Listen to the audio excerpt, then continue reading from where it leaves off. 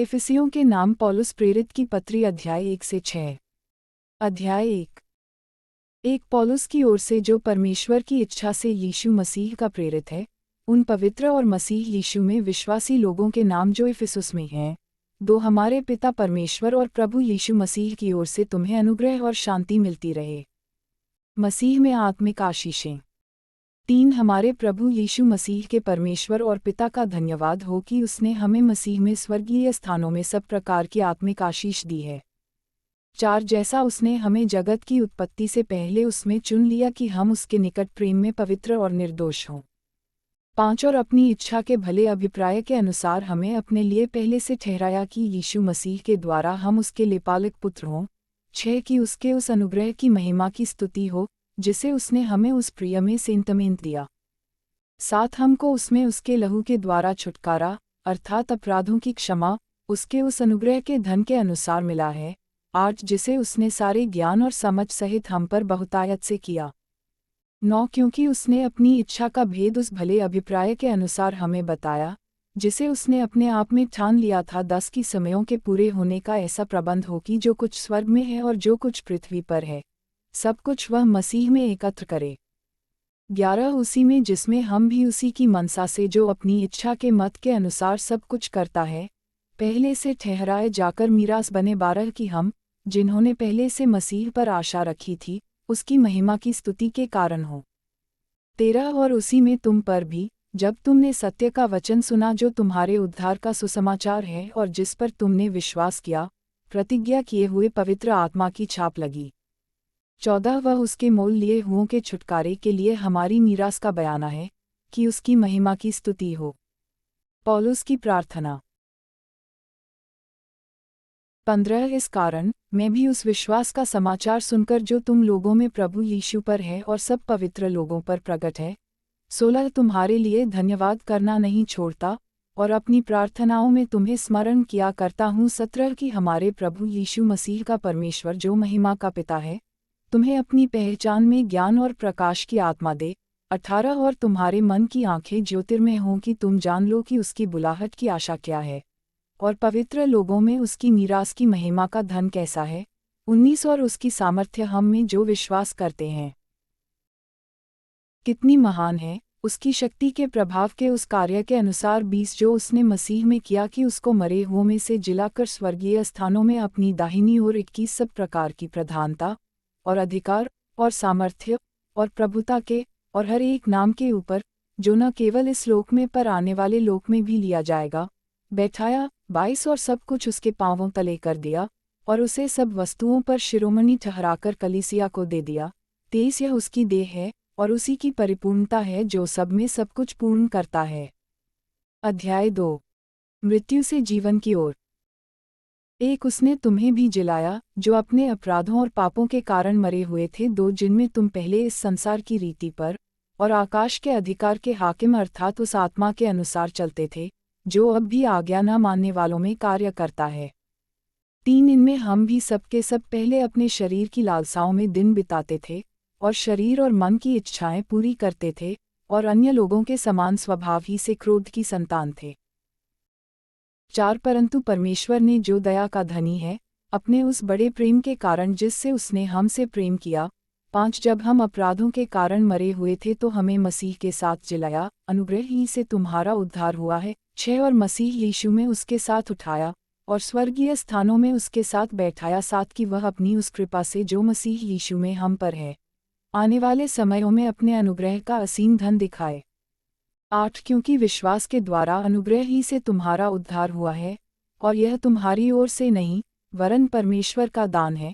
9 और न कर्मों के कारण, ऐसा न हो कि कोई घमंड करे। 10 क्योंकि हम उसके बनाए हुए हैं और मसीह यीशु में उन भले कामों के लिए सृजे गए जिन्हें परमेश्वर ने पहले से हमारे करने के लिए तैयार किया। मसीह में 1।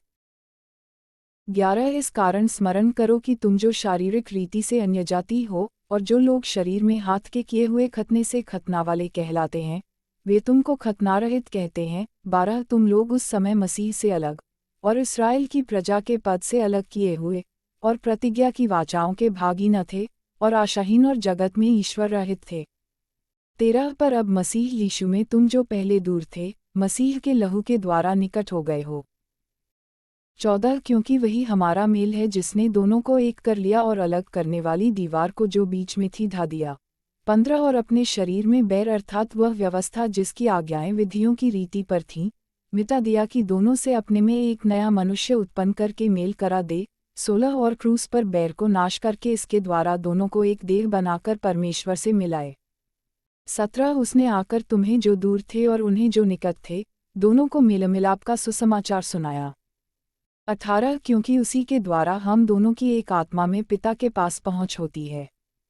19 इसलिए तुम अब विदेशी और मुसाफिर नहीं रहे, परंतु पवित्र लोगों के संगी स्वदेशी और परमेश्वर के घराने के हो गए। 20 और प्रेरितों और भविष्यद्वक्ताओं की नींव पर, जिसके कोने का पत्थर मसीह यीशु स्वयं ही है, बनाए गए हो। 21 जिसमें सारी रचना एक साथ मिलकर प्रभु में एक पवित्र मंदिर बनती जाती है। 22 जिसमें तुम भी आत्मा के द्वारा परमेश्वर का निवास स्थान होने के लिए एक साथ बनाए जाते हो। अध्याय 3 अन्यजातियों में पौलुस की सेवा। एक इसी कारण मैं पौलुस जो तुम अन्यजातियों के लिए मसीह यीशु का बंदी हूँ, 2 यदि तुमने परमेश्वर के उस अनुग्रह के प्रबंध का समाचार सुना हो, जो तुम्हारे लिए मुझे दिया गया। 3 अर्थात यह कि वह भेद मुझ पर प्रकाशन के द्वारा प्रकट हुआ, जैसा मैं पहले ही संक्षेप में लिख चुका हूँ। 4 जिससे तुम पढ़कर जान सकते हो कि मैं मसीह का वह भेद कहाँ तक समझता हूँ। 5 जो अन्य समयों में मनुष्यों की संतानों को ऐसा नहीं बताया गया था, जैसा कि आत्मा के द्वारा अब उसके पवित्र प्रेरितों और भविष्यद्वक्ताओं पर प्रकट किया गया है। 6 अर्थात यह कि मसीह यीशु में सुसमाचार के द्वारा अन्यजातीय लोग मीरास में साझी और एक ही देह के और प्रतिज्ञा के भागी हैं। 7 में परमेश्वर के अनुग्रह के उस दान के अनुसार, जो उसकी सामर्थ्य के प्रभाव के अनुसार मुझे दिया गया, उस सुसमाचार का सेवक बना। 8 मुझ पर जो सब पवित्र लोगों में से छोटे से भी छोटा हूँ, यह अनुग्रह हुआ कि मैं अन्यजातियों को मसीह के अगम्य धन का सुसमाचार सुनाऊं। 9 और सब पर यह बात प्रकाशित करूं कि उस भेद का प्रबंध क्या है, जो सबके सृजनहार परमेश्वर में आदि से गुप्त था। 10 ताकि अब कलीसिया के द्वारा परमेश्वर का विभिन्न प्रकार का ज्ञान उन प्रधानों और अधिकारियों पर जो स्वर्गीय स्थानों में हैं, प्रकट किया जाए। 11 उस सनातन मनसा के अनुसार जो उसने हमारे प्रभु मसीह यीशु में की थी। 12 जिसमें हमको उस पर विश्वास करने से साहस और भरोसे के साथ परमेश्वर के निकट आने का अधिकार है। 13 इसलिए मैं विनती करता हूँ कि जो क्लेश तुम्हारे लिए मुझे हो रहे हैं, उनके कारण साहस न छोड़ो, क्योंकि उनमें तुम्हारी महिमा है। मसीह का प्रेम। 14 मैं इसी कारण उस पिता के सामने घुटने टेकता हूँ। 15 जिससे स्वर्ग और पृथ्वी पर हर एक घराने का नाम रखा जाता है। 16 कि वह अपनी महिमा के धन के अनुसार तुम्हें यह दान दे कि तुम उसके आत्मा से अपने भीतरी मनुष्यत्व में सामर्थ्य पाकर बलवंत होते जाओ। 17 और विश्वास के द्वारा मसीह तुम्हारे हृदय में बसे कि तुम प्रेम में जड़ पकड़कर और नेव डालकर। 18 सब पवित्र लोगों के साथ भली भांति समझने की शक्ति पाओ कि उसकी चौड़ाई और लंबाई और ऊंचाई और गहराई कितनी है। 19 और मसीह के उस प्रेम को जान सको जो ज्ञान से परे है, कि तुम परमेश्वर की सारी भरपूरी तक परिपूर्ण हो जाओ। 20 अब जो ऐसा सामर्थी है कि हमारी विनती और समझ से कहीं अधिक काम कर सकता है, उस सामर्थ्य के अनुसार जो हम में कार्य करता है। 21 कलीसिया में और मसीह यीशु में उसकी महिमा पीढ़ी से पीढ़ी तक युगानुयुग होती रहे। आमीन। अध्याय 4 मसीह की देह में एकता। 1 इसलिए मैं जो प्रभु में बंदी हूँ तुमसे विनती करता हूँ कि जिस बुलाहट से तुम बुलाए गए थे, उसके योग्य चाल चलो। 2 अर्थात सारी दीनता और नम्रता सहित और धीरज धरकर प्रेम से एक दूसरे की सह लो। 3 और मेल के बंधन में आत्मा की एकता रखने का यत्न करो। 4 एक ही देह है और एक ही आत्मा, जैसे तुम्हें जो बुलाए गए थे अपने बुलाए जाने से एक ही आशा है। 5 एक ही प्रभु है, एक ही विश्वास, एक ही बपतिस्मा। 6 और सबका एक ही परमेश्वर और पिता है, जो सबके ऊपर और सबके मध्य में और सब में है। 7 पर हम में से हर एक को मसीह के दान के परिमाण के अनुसार अनुग्रह मिला है।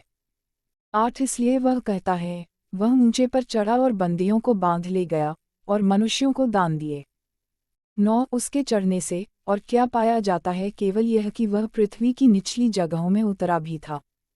10 और जो उतर गया यह वही है जो सारे आकाश से ऊपर चढ़ भी गया कि सब कुछ परिपूर्ण करे। 11 उसने कुछ को प्रेरित नियुक्त करके, और कुछ को भविष्यद्वक्ता नियुक्त करके, और कुछ को सुसमाचार सुनाने वाले नियुक्त करके, और कुछ को रखवाले और उपदेशक नियुक्त करके दे दिया। 12 जिससे पवित्र लोग सिद्ध हो जाएं और सेवा का काम किया जाए और मसीह की देह उन्नति पाए। 13 जब तक कि हम सब के सब विश्वास और परमेश्वर के पुत्र की पहचान में एक न हो जाएं, और एक सिद्ध मनुष्य न बन जाएं और मसीह के पूरे डील डौल तक न बढ़ जाएं। 14 ताकि हम आगे को बालक न रहें जो मनुष्यों की ठग विद्या और चतुराई से, उनके भ्रम की युक्तियों के और उपदेश के हर एक झोंके से उछाले और इधर उधर घुमाए जाते हों। 15 वरन प्रेम में सच्चाई से चलते हुए सब बातों में उसमें जो सिर है, अर्थात मसीह में बढ़ते जाएं। 16 जिससे सारी देह हर एक जोड़ की सहायता से एक साथ मिलकर और एक साथ गठकर उस प्रभाव के अनुसार जो हर एक अंग के ठीक ठीक कार्य करने के द्वारा उसमें होता है, अपने आप को बढ़ाती है कि वह प्रेम में उन्नति करती जाए। मसीह में नया जीवन। 17 इसलिए मैं यह कहता हूँ और प्रभु में आग्रह करता हूँ कि जैसे अन्यजातीय लोग अपने मन की अनर्थ रीति पर चलते हैं, तुम अब से फिर ऐसे न चलो।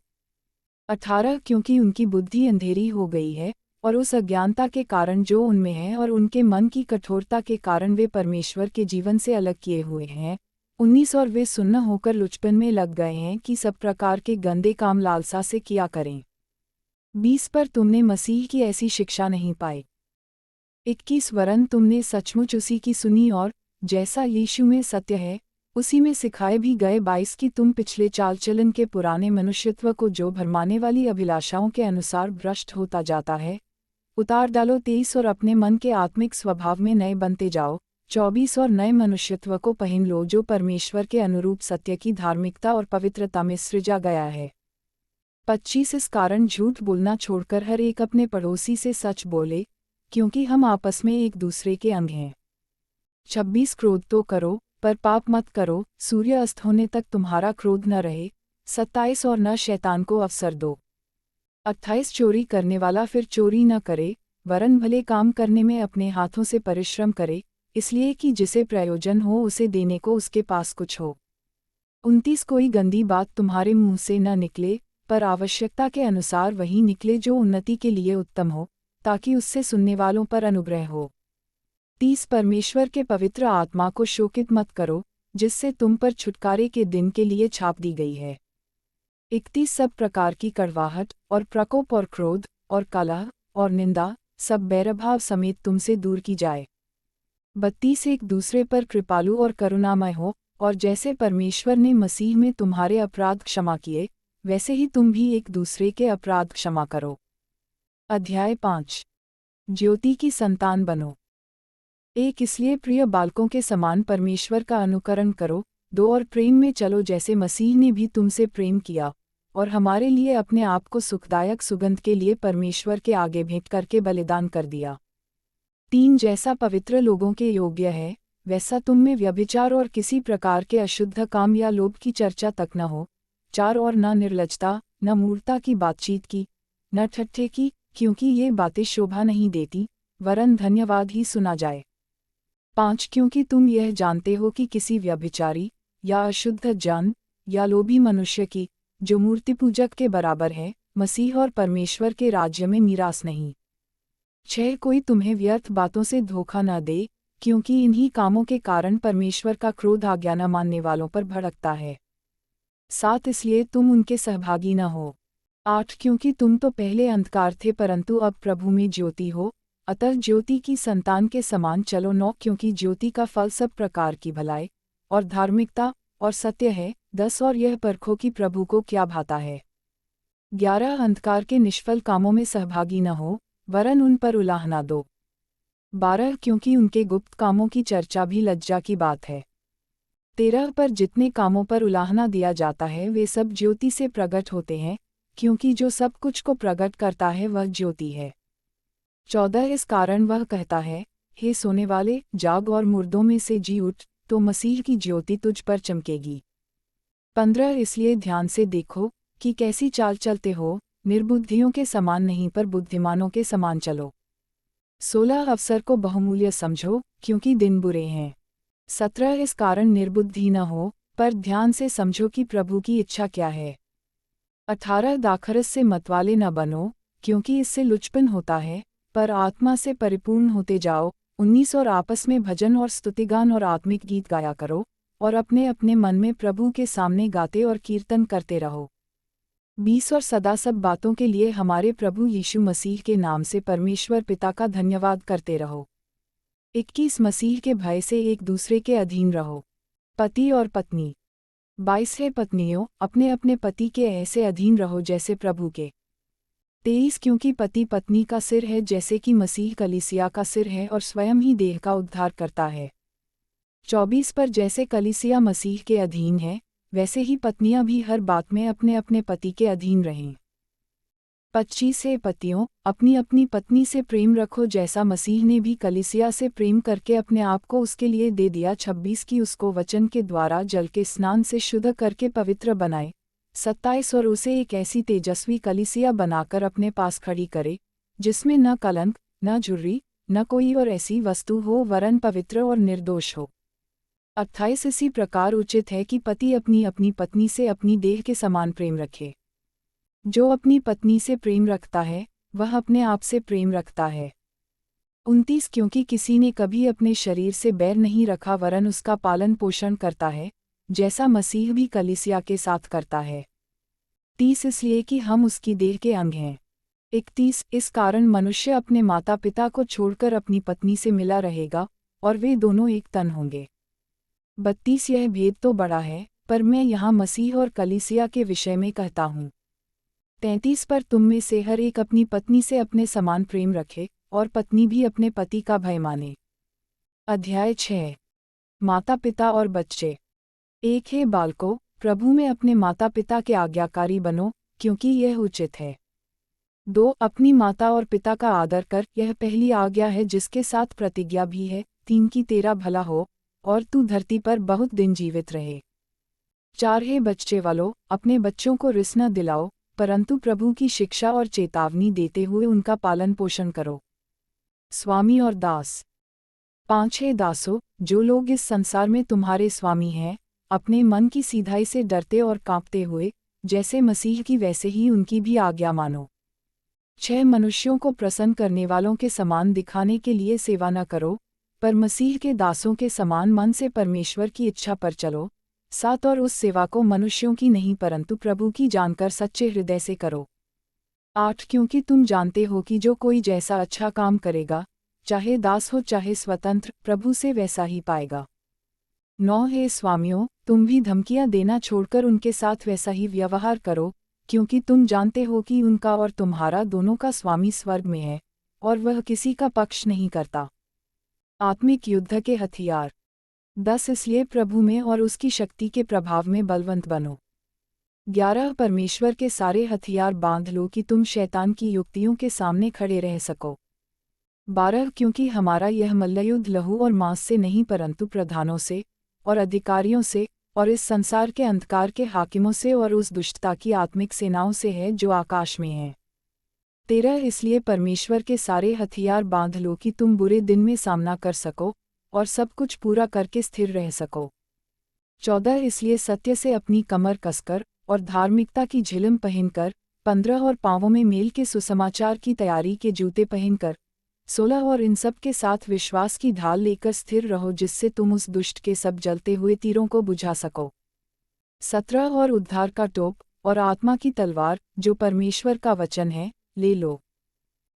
18 हर समय और हर प्रकार से आत्मा में प्रार्थना और विनती करते रहो, और इसीलिए जागते रहो कि सब पवित्र लोगों के लिए लगातार विनती किया करो।